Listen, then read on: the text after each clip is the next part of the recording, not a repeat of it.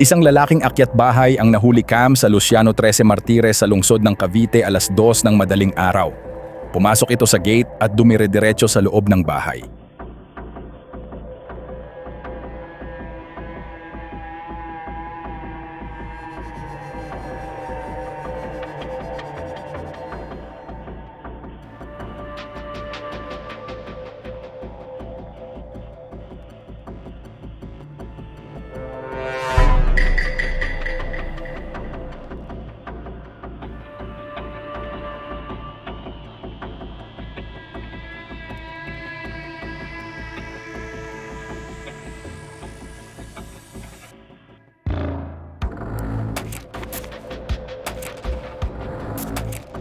Ang lakas din ng loob nito dahil hindi nito alintana ang kanyang pagmumukha na nakabuyangyang sa mga CCTV sa paligid ng bahay.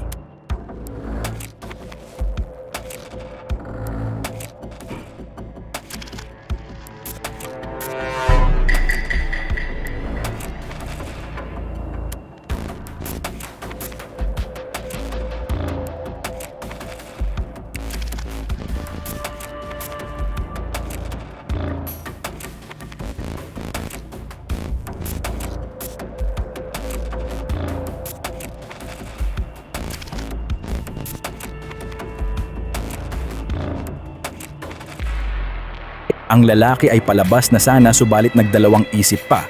Dahil sa wala itong nakuha, muli itong bumalik para maghanap pa ng kanyang mananakaw.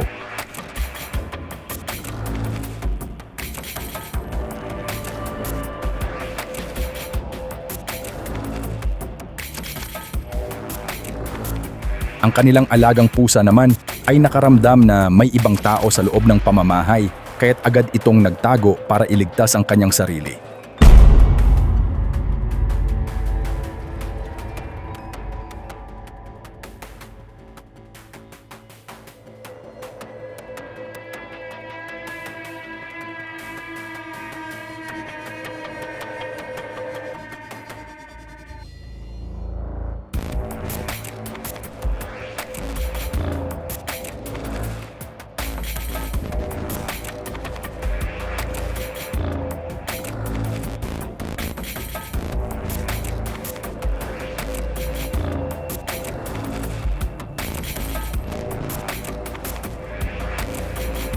Mabuti na lamang at alerto si Miming at di siya tinangay ng kawatan.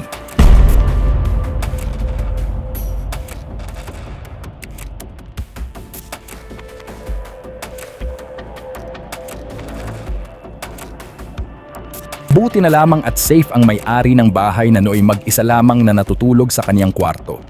Samantala kaagad na naaresto ang babaeng pumasok din sa isang bahay noong nakaraang araw. Dahil ayon sa mga nakakakilala sa kanya, ay isa daw itong talamak na kawatan at agad siyang namukhaan base sa kuha sa CCTV.